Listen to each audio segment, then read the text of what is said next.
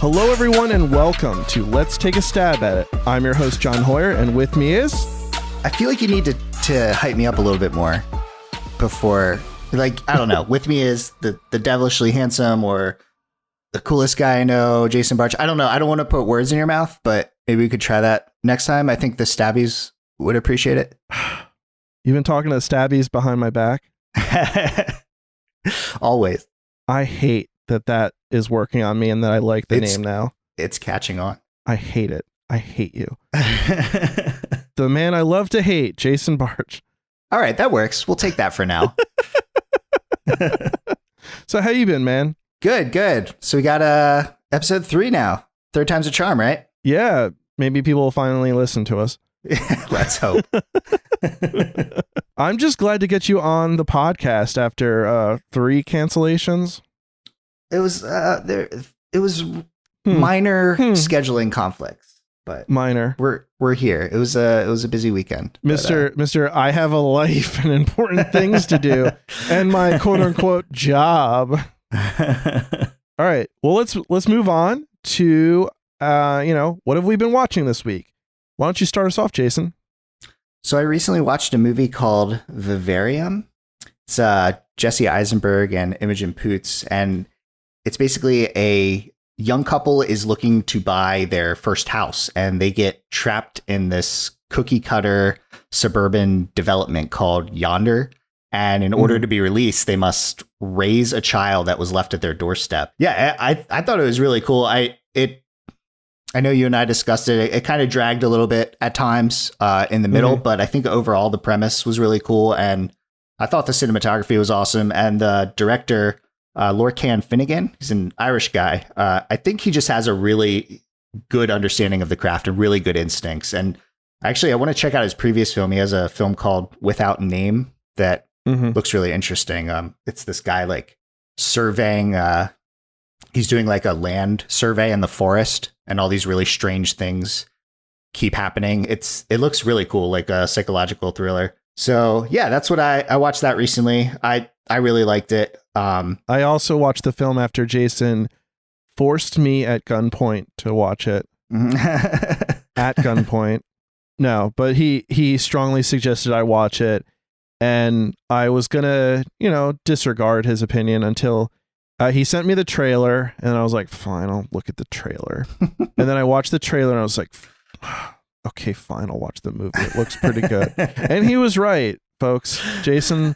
I like how you asked me to be on a horror podcast with you, but then you like begrudgingly watched my recommendations for horror film. Like, this guy doesn't know what he's talking about. I feel like I'm just like begrudging any recommendation anyone gives me because I naturally feel like I should have already. You're like, yeah, if it's worth watching, I would already know about it. Which is so arrogant and awful. But these are my demons that I live with.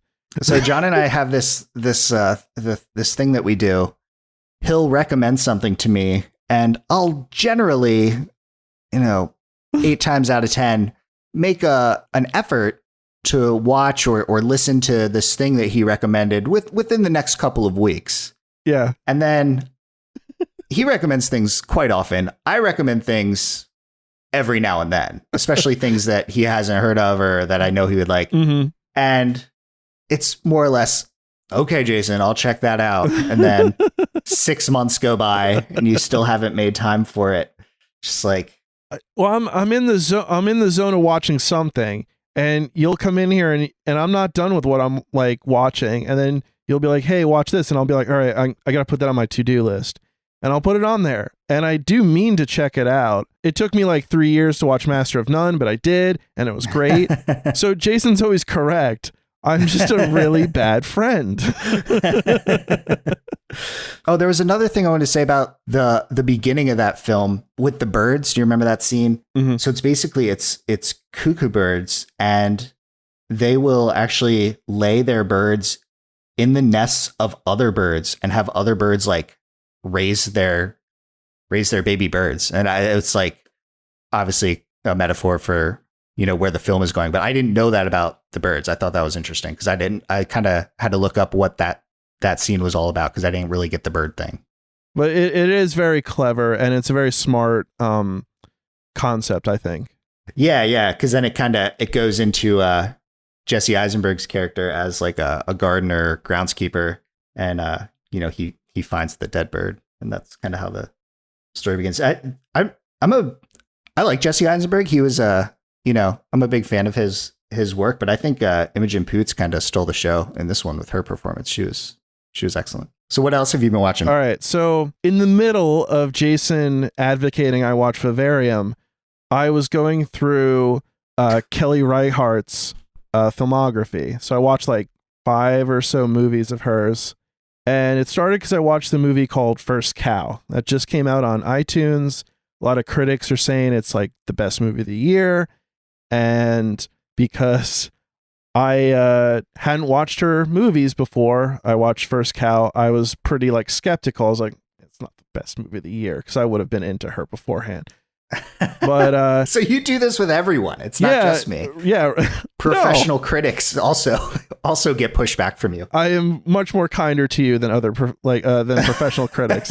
So I watched the movie. It was phenomenal. It's my favorite movie of the year. So the movie takes place in the early 1800s, and it deals with a cook in the Oregon Territory. He befriends somebody, and they start stealing milk from the only cow in the territory to make like these biscuits, and they start like getting a successful business off of them stealing from a wealthy landowner. So the film is about like friendship, also about capitalism. It's interesting how in kind of having a social conscience of things, it's also has a lot of room that's dedicated to like a very like touching friendship between two guys. And I thought it was fantastic. So much so that after I saw it, I went back and watched the Kelly Reichardt's other movies. So they were Old Joy, Wendy and Lucy, Meek's Cut Off, Night Moves, and Certain Women. So all these films deal with kind of blue collar type people in the northwest area of like Oregon. And it has a very kind of naturalistic and neo-realist kind of feel to them. And I just found her style to be so fascinating. And like the characters and the world feels very lived in and just wonderful, wonderful movies. I will say First Cow does look very good. I know I gave you a hard time about it at first, but I was just a little hurt that you hadn't watched Vivarium yet. But so would you say is this movie that good, or is it because it's just been such a slow year for movies so far that this one's standing out? I would say, I don't know, like on a normal year, would I say it's going to be like number 1? Maybe not, but I'd say top 10. Definitely. Because I mean, we're halfway through the year, and I feel like there haven't been a ton of like movies so far that are kind of in the conversation for best of the year, but we're moving through the year pretty quickly. I would say First Cow and this other movie, I think it's called Baccarat, are like the ones that I would say are definitely end of the year, like top 10 kind of movies. Nice. All right, let's move on to our review of Rosemary's Baby. So Rosemary's Baby, basically the synopsis of this film is Guy and Rosemary Woodhouse begin renting an apartment at the Bramford in New York, a grand, ornate luxury apartment building known for housing famous actors. They move in despite the warning from a close friend who tells them the building has a reputation which includes rumors of cannibalism and witchcraft. Things are going just peachy for the young couple, that is, until Rosemary becomes pregnant and slowly begins to suspect that her child may be a result of witchcraft. It's a tale as old as time. Yeah. What are your thoughts, John? Well, I think it's a phenomenal movie. Not a really surprising thing for me to say, because it's known as a masterpiece. But I think it's a phenomenal movie. I think on a pure craft level, this is one of the best films that deal with paranoia. You really feel like you're in the head of Rosemary. And I think a lot of that has to do with the relatability of her circumstances outside of the satanic cult element. Like moving into a new apartment, dealing with nosy old neighbors, having a baby. These are all things everyone can kind of relate to. And I think this allows viewers to recalibrate and focus in on small details like it was something really happening to them. And it starts very hopeful. Like a lot of us can relate to, being excited about a new apartment and, starting a new chapter in life. They're thinking of having a baby and this and that. And it kind of goes back to what we talked about in the previous episode about how these cult films tend to be from the perspective of the outsider. So we're with Rosemary for this journey, and we really feel her paranoia as it, begins to set in. And I think like the large majority of the film, it's even debatable if anything is really going on, because we only see from her perspective what she's seeing. And a lot of it is, people saying certain things that seem odd, things feeling wrong, and I think that's a really smart kind of perspective to have, because it really, I think it involves the audience so much more. Absolutely. And yeah, like you said, like the nosy neighbors, like you can just kind of relate with that. And when you have neighbors like that or people in your life like that, you don't want to immediately be rude to them or push them away. In this case, it would have been a good idea, but it's like you kind of want to give them the benefit of the doubt. And it's like that scene, when she eventually eats that chocolate mousse and Guy invites them in, and she's like, please don't let them in, please don't let them in. That's like, yeah, it's just like we're kind of experiencing that anxiety with her, because like we as the viewers, we don't want them to be let in either. We kind of feel have the same reservations that she has. Or I was gonna say, like, that necklace that they give to her, that's from the tannis root. Yeah. Yeah. And it smells bad. And everyone's like, oh, you get used to it. And it's like, why do you want to get used to a smelly necklace? Yeah. Just don't wear it. It's like, I think it turned out to be like fungus, right? Like, yeah, something like that. Yeah. I don't want fungus. What was the point of it in the cult? I don't know. Does it turn the baby more satanic or something? Yeah. Or is it like a mark? Does it mark her? Like they're like, Satan, look for the smelly one. Yeah. Like, I don't know. I kind of wondered that. I don't know. But it honestly, that stuff like really, really irritated me. Like some of the things that she has to deal with, just on like, if you ignore the satanic element of all of that, just now she has to wear a necklace for no freaking reason. Yeah. To be nice to them. It stinks. Here, drink this mousse. Oh, it's got like this undertaste that's chalky. It's like, no, it doesn't. Be nice. And then like, obviously it knocks her out. But like, all this stuff that she's like dealing with, I was like, I would want to move immediately. Yeah. Or when like Rosemary decides to throw a party for young people, and Minnie, who's one of the older neighbors, is just so persistent about coming. She's like, well, I'll cook, or I'll take care of this, or I'll take the coats. Like, no, you were not invited. Take a hint. You are old. Stop it. We want young people here. So basically the situation is Guy, Rosemary's husband, is an actor, and we're led to believe he's moderately successful, at least making a living. And then there comes a point in the movie when Minnie and Roman Cassavet, who are their elderly neighbors, have them over for dinner, and Guy is approached by Roman and basically gives him a pitch, which involves this cult. So we don't really see what this pitch is, but they promise Guy like all these acting roles if he agrees to give up Rosemary's child, as the son of the devil. Which is, it's weird because it's kind of hinted at early. There's like a younger woman who was living with the Cassavetes that it appears that she committed suicide. And you hear some conversations in that neighbor's apartment where they're talking about her. And it seems like it's implied that they approached the woman to have the baby and that she wasn't into it. And that's why she committed suicide, or they killed her. I'm not sure which actually occurred. But so then their next tactic is, oh, we'll just get the guy, or literally Guy, involved and get him to agree to like give up his wife's womb for the devil. They're just renting it. They're just interested in the womb. It kind of feels very like prescient in a way about women being seen as they make babies, or a doctor not really treating a woman for issues as much as making sure like the baby's healthy, even if like the woman's in pain or. Oh yeah, and there's a lot of instances of, oh, you'll get over it, like, oh, you'll be fine, oh, it's all in your head, you know. I've heard a lot about women getting misdiagnosed and having these issues, and talking about that with like trying to get doctors to listen to them. And I have a lot of sympathy for me being a man who is a giant baby, because currently I have a hangnail and my life has been turned upside down the last couple of days. Hangnails are the worst though. You got a case there. But I'm just thinking, like, I can't imagine dealing with something more painful than a hangnail. And then I'm watching Rosemary's Baby, and she's like, I think the baby's dead. My stomach is killing me.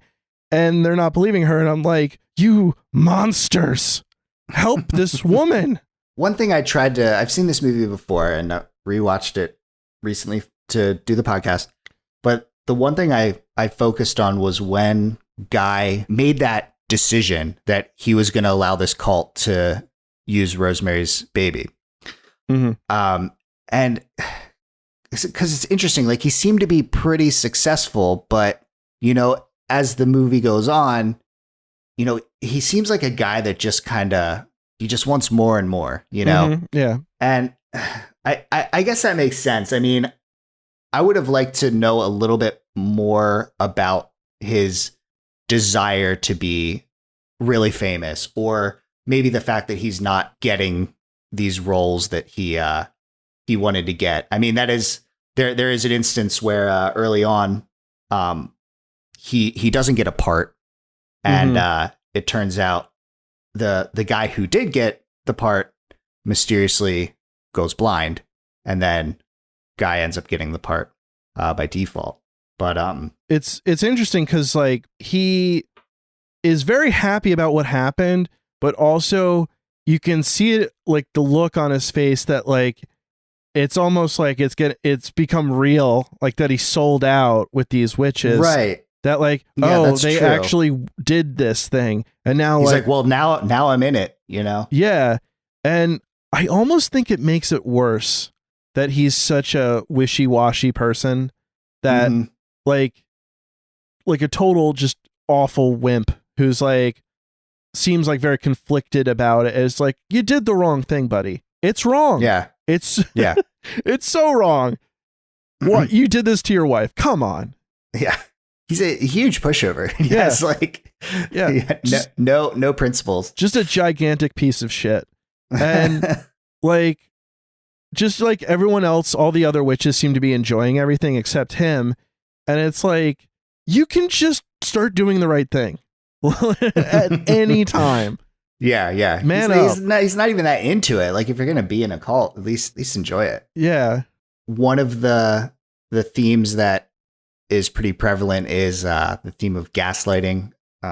There's a lot of gaslighting that's taking place with Mary, specifically from Guy, but also from the Cassavetes and their friends throughout the film. And it's just like everyone at every turn is just kind of cheapening any concerns that she has, or making her feel crazy for having these concerns, or just brushing things off, you know? And I think that kind of adds to the anxiety of the film. Well, it's also like, so when it comes to certain kind of, like, let's say cults, or I guess for me, I relate it to like mob movies. If you're in the mob, you only hang out with other mob people. So like, odd behavior then becomes normal by default. So for her, she's kind of seeing everyone that's saying, oh, what you're feeling, what you're experiencing is not really happening.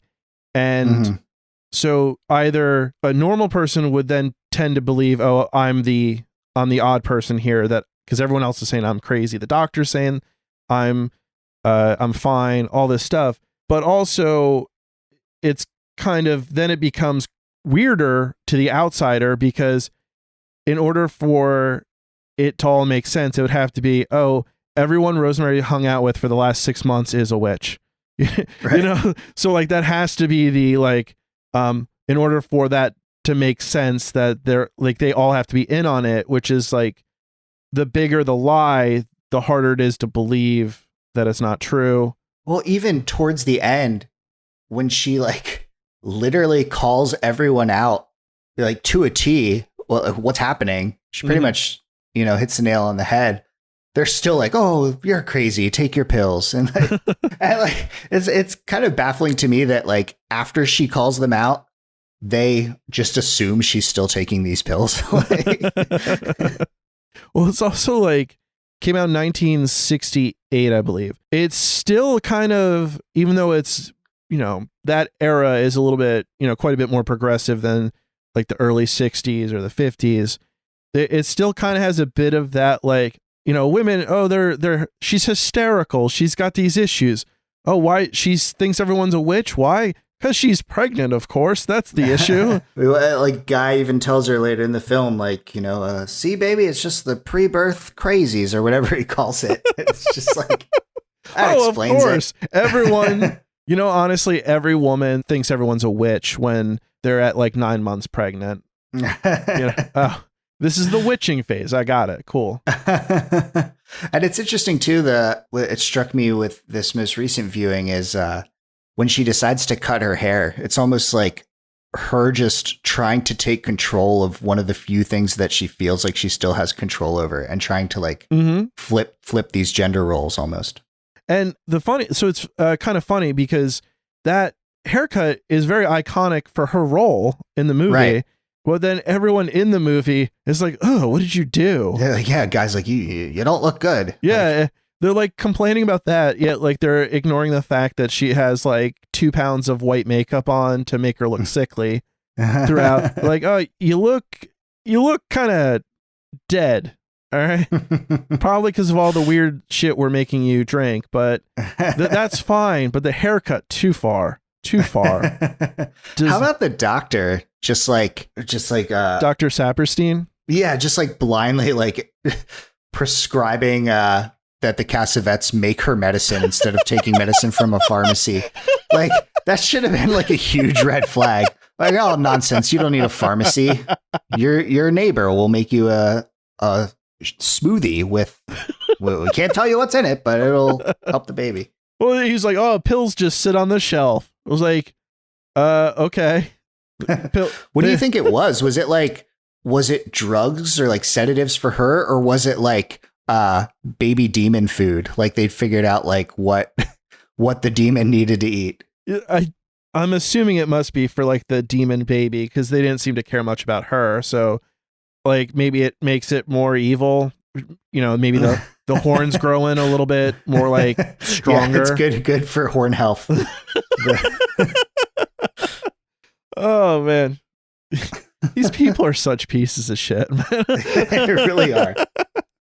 All right. Let's kind of get into some of our, you know, some of the scenes we thought were kind of important. We can kind of dig in a little. Mm-hmm. I think probably the most memorable scene of the movie is the devil impregnation dream sequence. Ah, yes. And it's interesting. So prior to that, we mentioned earlier was that she had a chocolate mousse and it had sedatives in it, but she spit some of it out or most of it out because it tasted like crap. And Guy was like, no, it's great. Perfect. She kind of falls to the ground and he brings her to the bed. And then we get this crazy ass sequence where she's on a boat. Yeah. And then like she goes down the steps in the boat and there's like a giant like seance with like all these people that are naked around her and the devil comes and impregnates her. Just one of the most disturbing scenes ever. It really is. And it kind of comes out of nowhere as far as like stylistically. Our expectations for, you know, where the film is going or how it's been set up so far. And like stylistically, it just kind of flips it on its head. It's very surreal. It's like half a dream, but half reality. But they're like equally as bizarre. So yeah, it's really unsettling. And she's half awake through this because she didn't eat all the chocolate mousse. And you even see Guy in the dream looking like befuddled and like unsure of things. And it just, I hate that, man. And somebody even said like, "Oh, well, if she ate it all, she's out or whatever." And, So we see that, and I'm not sure why. Maybe because I saw the movie, because when I first saw it, as we mentioned before, I was younger. I have like no recollection of this scene, and I'm assuming maybe like my mom gave a little fast forward with that through that part. So like I don't remember this at all, but like I did see it. Well, I've seen it like years later and remember it, but like watching it again, I was actually taken aback a little bit about how like graphic it was. Yeah, and it was fucked up. So that's where your mom drew the line with what she would let you watch. It was Die Hard was okay, Commando was okay, but then like the devil impregnation scene in Rosemary's Baby, she stands in front of the TV. Who wants ice cream? And then you just didn't remember that scene. I don't know, or it could just be maybe it was like on TV. That could be it too. They're like, they cut that out. Yeah. So after that, she wakes up the next morning. She has scratches on her. Then Guy makes some sort of comment. Do you remember what he said? Not particularly. Something about like she was really out and like he didn't want to miss baby night or something like that. Super disturbing. Yeah. So you mentioned to me off mic how something fucked up's going on when the lie is so terrible like that. Yeah. I kind of have to say, like, I think John Cassavetes' performance is pretty good in this because he's so weaselly and like, oh yeah, and he sells it. Like, yeah, and he like is having trouble looking at her when he's saying this while he's making jokes. Starts changing the conversation. Can clearly see she's like upset by what happened, and it certainly doesn't help Rosemary's case that all of these people manipulating her, or at least the majority of them are actors, because it's like they're basically putting on a performance for her this whole time. Yeah.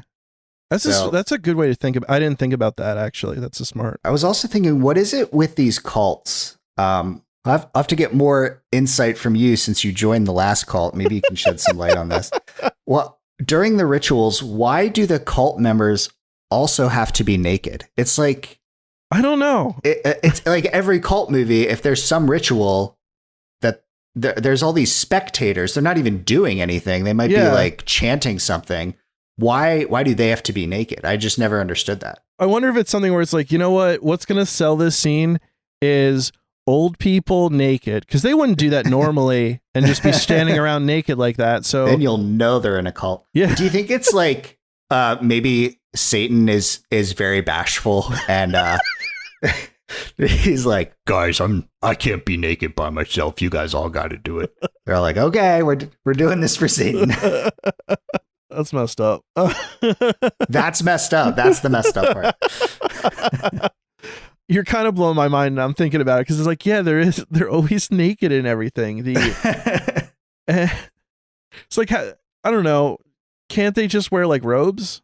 Like just plain black robes. And you're like, okay, like that works. Yeah, robes are cool. They're scary. You see those sometimes, but I feel like you see nudity more than robes. I don't know. Also, I would campaign to bring robes back. And also you see like Guy hiding behind the Castavets or whatever. Yeah. And he's like he's too bashful, like, oh geez, I don't know, guys. I bet he still had his boxers on. Probably. Like a little bitch.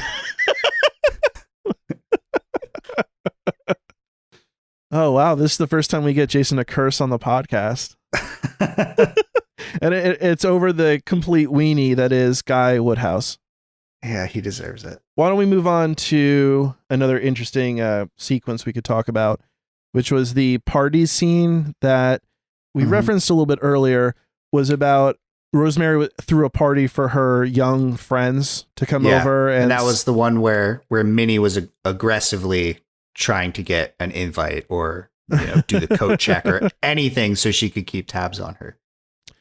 So by this point, Rosemary is very pregnant, very thin, face does not look healthy. She looks like she's lost weight, even though she's pregnant, and she's very white, very pale. And all of her friends kind of pull her into the kitchen to talk to her about this. and Guy tries to run in to talk with them or see what they're talking about, and they literally have to lock the door. And then he stands outside the door looking sad while they're like asking if she's okay. Yeah. And Rosemary breaks down and tells them all these things that are happening, and they're all very comforting, and they're saying, if you don't like your doctor, go see another doctor. You shouldn't be feeling this kind of intense pain. And right. The scene after that, Guy confronts Rosemary about it, and then she talks to him about it and how she wants to go back to her old doctor. I think it was Dr. Hill. He's like, Dr. Hill's a nobody. Dr. Saperstein, he's important, and they kind of have this whole like argument about it. And it made me think, we were kind of talking about it earlier, but like how she is like kind of how I was comparing it to like the mob.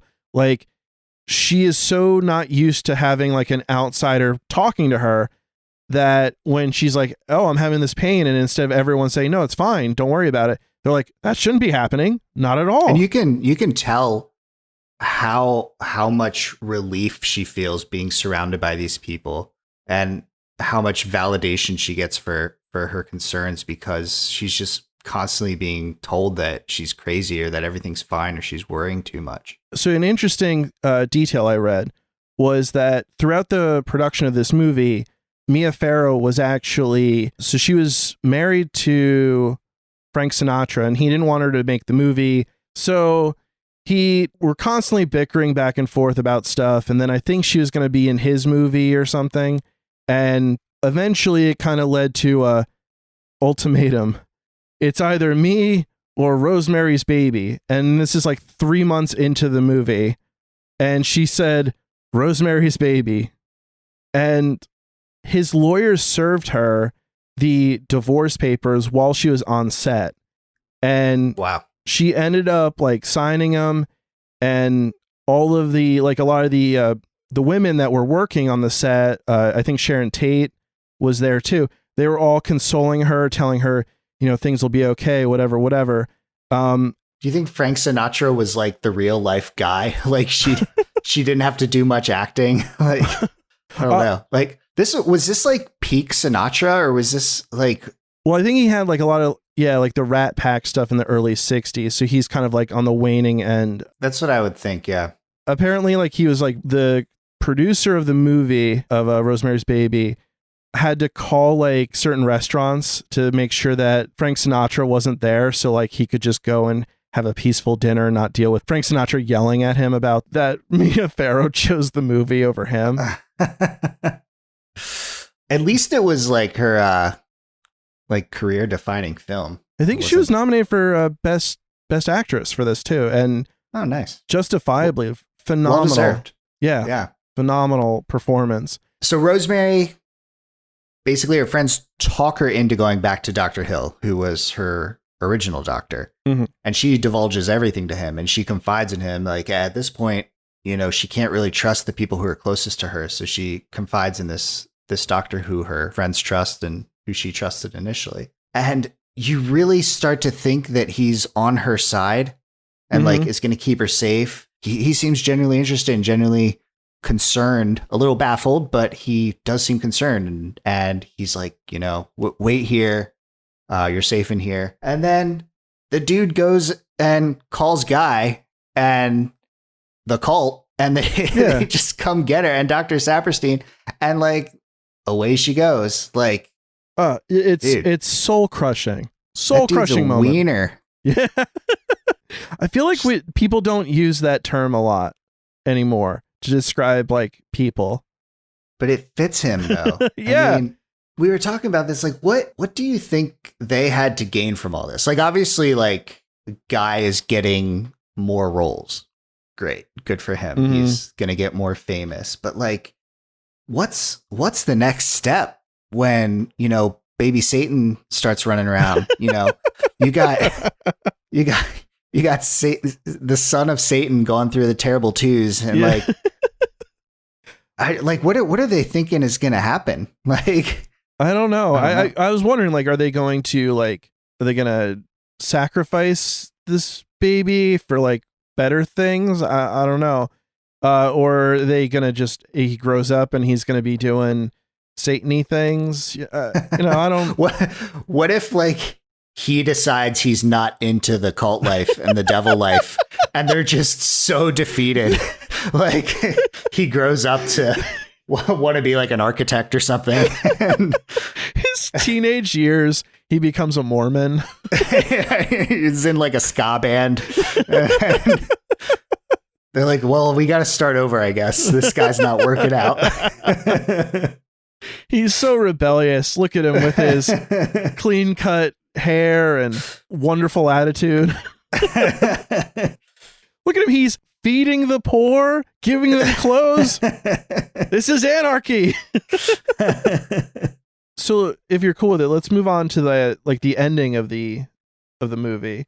Yeah, absolutely. Very important scene. Basically, Rosemary finds a door in the closet of her apartment, and she opens the door, and then she walks in on the whole coven there having a little celebration of the fact that they got their Satan baby. And she walks in with a knife, and they're not particularly alarmed. No, the one lady is. She like screams, but everybody else is just kind of doesn't really see her as a threat. And then you see Guy go, "Oh no, she found out. Great, busted. I was doing so well at hiding it this whole time. Oh, I'm gonna hear it tonight." And he tries to justify it too. Like that's like another weenie move. Yeah. He's like, they promised me like you wouldn't be hurt. Like, what? Oh, okay. The satanic cult promised you. Oh, wow.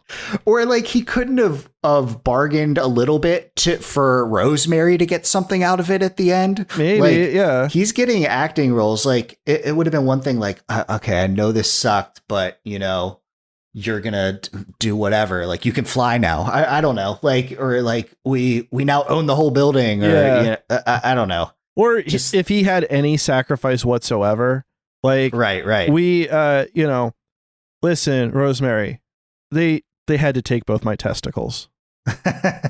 I've been trying to hide that from you. I'm sorry. Can we just call it even? It's been tough for me as well. No, it just that he gets to. It's just very weird, like very like old timey. Like I'm gonna sell off my wife to like whatever, and it's like okay, that's normal, totally normal. And I think it's interesting. So I would have to say probably the most chilling part of that sequence is when she sees the baby and she's like, I have it written down. She says, "What have you done to it? What have you done to its eyes?"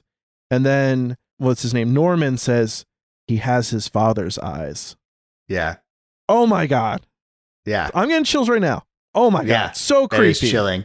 And she even throughout all this, she still like doesn't quite grasp what happens because she says, Guy doesn't have eyes like that. So yeah, part of her still wants to believe that, there was some misunderstanding at some point, but she knows. Yeah. That's a devil baby. How do you feel about like the very end when she walks up to the baby, she looks at this baby, she's horrified, but she's also its mother, and you see kind of her face change and she smiles and like, this kind of like nurturing instinct kind of takes over. Like, what do you take away from that? Well, so I think it's kind of like it's just a lot of emotions at once, but a part of it though is also her having a choice in the matter finally, which is, so they're not expecting her to raise the child whatsoever. Yeah. And she kind of discovers the baby, whatever. And it's kind of left to her if she wants to raise the child or not. And you can see like in some ways that's a huge meaningful moment for her that she actually gets a choice in the matter. She's relieved almost. Yeah. And that she can, and that it is her child. So like she does feel something for the baby, even though it's a horrible demon or something. I don't know. Yeah. But I don't know. Like I don't know if I would be able to make the same decision at the end of the movie. I think I don't know. Like at most, I think I could maybe like I pick up the baby, like I'm trying to cuddle it, but then, quote unquote, accidentally drop it on its head. Oh man, the head got all smushed. Sorry guys. Shit. Sorry. Worst case scenario, it doesn't die, but it's like evil brain is working at like half capacity. So like at most, maybe it's just an evil corporate ad executive. Like, I think we could weather that storm, like it still has some evil, but it can't do all of it. It's just it's very helpful to like evil corporations instead of bringing about the apocalypse. Like that's just out of the cards then. Yeah. I mean, what would you do? Would you raise the kid if that was your kid? If I was Rosemary? Yeah. What's the move from there? It's like, I guess you wouldn't try to take the kid and like run off with it. Maybe. I mean, if you harm the kid in that room with the whole cult, they're probably going to be like, all right, you got to give us another baby or something, or they'll just kill you. Well, okay, but listen here. I'm just like spitballing here. I hope this isn't sacrilegious. Well, like it probably is. But like, how like the devil tempted Jesus a bunch of times? What if we do like a reverse where we're like, okay, we bring the, the devil's son to like a priest and get the kid to like renounce Satan totally. I think that, that'd be a pretty big like fuck you to Satan. Satan is tempted. That would be interesting. Well, I mean, because the movie itself is like kind of a reversal of the the story of the Virgin Mary and the Immaculate Conception and everything. So that would tie into that. Yeah, I don't know. I don't know what the move is. I don't think the parenting books cover that.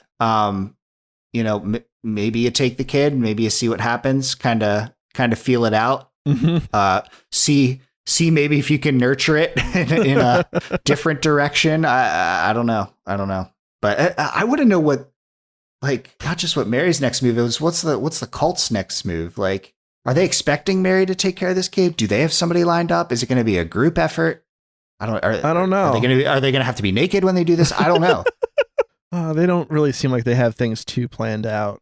It did kind of have I will say, the vibe of the celebration or whatever. Like they had like people coming over that looked like they haven't, that they don't live in New York or whatever. Like they're coming to pay like tribute to the son of Satan and stuff, kind of right, yeah. in the way that like people came to see the Son of God. So I don't know why I said Son of God. Jesus. I know who Jesus' name is. What's his name? Yeah. That God guy. God Jr., is that what they call him? My mom listens to this podcast and she's so disappointed in the all the years of like CCD down the drain. He doesn't even know Jesus' name. At the end of this film, then, Roman Cassavet says, God is dead. And they all start saying, hail Satan, and they've, accomplished their goal. And, it's just, there's such like a creepy, daunting, like group of people. And if you take that in contrast with the cult from the Seventh Victim, the previous film we discussed, the Rosemary's Baby cult is kind of, I wanted to see more of those elements in the Seventh Victim. Yeah. Because I don't think the Seventh Victim, they didn't come off nearly as foreboding, nearly as confident, nearly as maniacal, nearly as manipulative. And this just expands on that. And it just takes it to a whole nother level. Yeah. Well, the Seventh Victim, that cult, no conviction whatsoever. They won't even pushovers. Yeah. They wouldn't even do the murder. They're like, oh, please kill yourself, please. Yeah. And it kind of takes away from just how menacing they seem. And compared to Rosemary's Baby, they're pretty like well integrated into like a lot of the social fabric of Rosemary's life. They have doctors, they have actors, they got all sorts of people on the take. Yeah. And not just like, they're not just like intertwined with her life, just like they have all these connections that, like Dr. Saperstein, like what's his story? Like, how'd he get involved? Like they got pull with doctors and stuff. Like what was he promised, Maybe he was like a C-level like student in med school, and they're like, listen, we can help you. You'll be able to succeed, but or he was an actor who played a doctor and really wanted to be a doctor. So they're like, all right, here you go. You just gotta deliver Satan's baby. So it's interesting to see then how cults evolved on screen from the seventh victim, which was, remind me of the year, 43. So we go from 43 to 68. And I don't know, that's a pretty big jump in content. And there's, quite a few years that have gone by, but you can just like to see anything in the 40s remotely close to what we saw in Rosemary's Baby I don't think it would have ever even been approved to be shown anywhere. Yeah. Oh, and this is even for 1968. This is pretty racy. So absolutely. Apparently the actor who played Norman, he was, after doing the scene where they're saying, "Hail Satan, hail Satan, hail Satan," he talked to Mia Farrow because they're both Catholic. They're like, I don't know. I feel like maybe I'm getting involved in some bad stuff here if I keep saying hail Satan. This is a little too real. Which I feel like that sounds like something you would say. To me, John, I don't know about all this. I don't know about doing that as our podcast sign off, John. I don't know. I saw your email, but I'm not cool with it.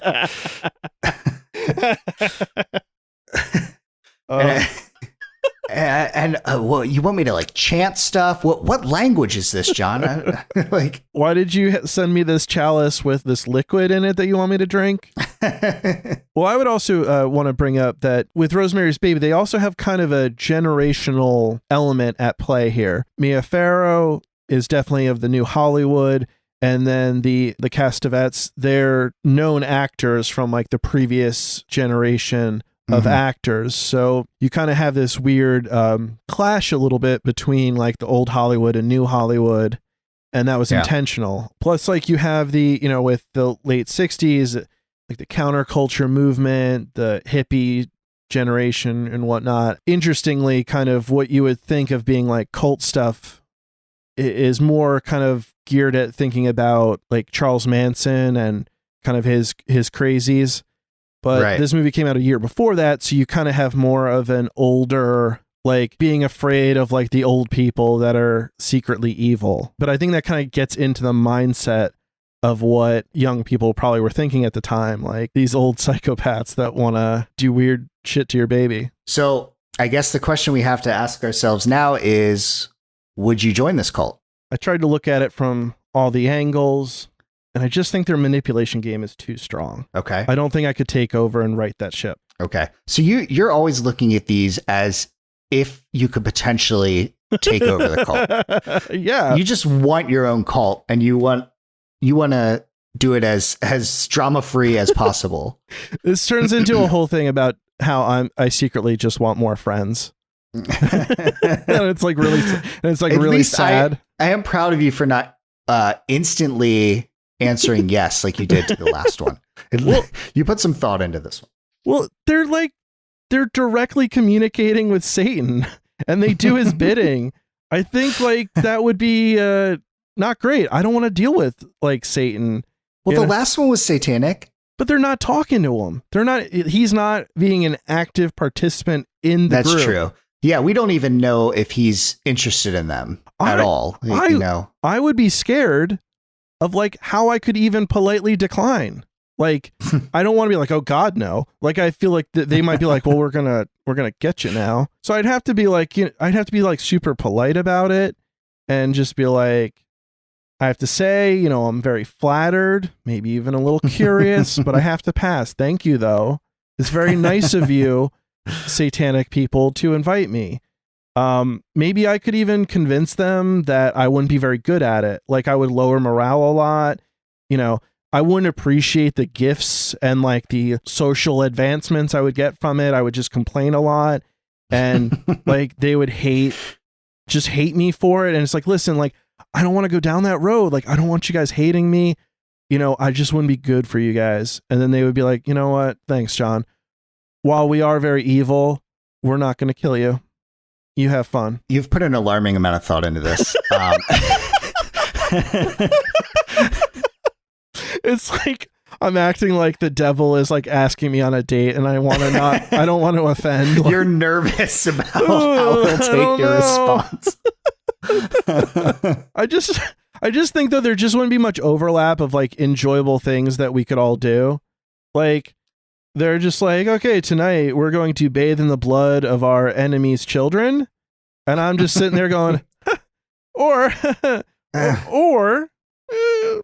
we could have like a movie night.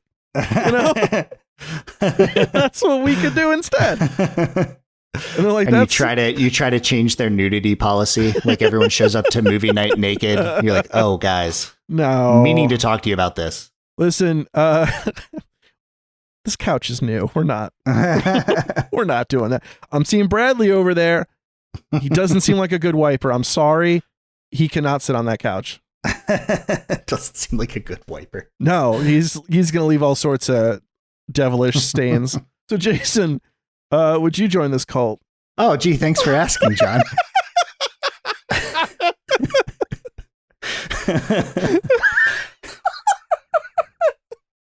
I was waiting for you to get to that.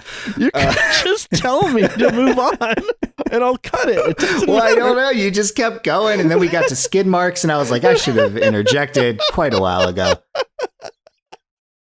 I know what the answer is going to be. Go on. So I'm going to go with no. Of course. I don't like nosy neighbors. I don't like how aggressively they pursued being over at their place all the time. I couldn't get down with that. No. You know, they just like, you know, it's like, oh, let's meet for dinner every night. Invite me to every party. Imagine having Italian relatives. There you go. I'm a homebody. I'm a lone wolf a lot of the time. So overly pushy neighbors, I don't know. I don't know how I'd handle that. Also, all the like witchcraft and satanic stuff that would that's also a deal breaker. But I will say I'd wear the necklace. I'd wear it around a little bit, you know, see how it smells. I'd try the smoothie at least once. You know, who knows? I don't know. Give it a taste. I'm just going to tell you, there's no fucking way I would have had that smoothie. Anyone's like, oh, here, try the smoothie. I take a sip and then immediately be like, I'm not drinking this. Throw it out. They'd be like thinking I'm so much more like harmless and like agreeable, because I would just be like, yeah, sure, thanks. And then I would separately just not be doing anything they want. You're like, oh, go see Dr. Saperstein. I was like, yeah, sure. And then like they have to have a intervention with Guy and be like, John said he was going to Dr. Saperstein and hasn't done it whatsoever. We know this. Saperstein told us. And he goes, well, I talked to John and John is saying he did. So, you know, they would just be very like annoyed with like, John, we know you're manipulating us and you're not very good at it. You're just like, I was like, oh man, I'm so sorry. I'll get better. I'll go see Dr. Saperstein tonight. So we've tackled 2 satanic cults already. Where are we going next time? What are we getting into? All right, next time. All right, we are reviewing The Wicker Man. The Wicker Man. That's going to be a fun one. Yeah, I'm excited to check it out. I haven't actually seen this movie before. Whereas Jason has, and has been bugging me to watch it. And part of the whole premise of this podcast was so that way I would watch this movie. It's quite good. Yeah. I'm excited. I'm so excited. All right, guys, that does it for this week's episode. Please remember to rate, review, and subscribe. And if you hate the podcast, please email threatening things to Jason. As I said last week, definitely do that. Don't let him off the hook. Can you at least give them the email that I don't check? It's your temple email, TUA. .edu. Give them my .edu one. Wonder where those go. All right. What was your sign off? You had a sign off before those. Stab you later. You know what, guys? I love it. So, all right. Stab you later, Jason. Stab you later, listeners. I love you. Bye.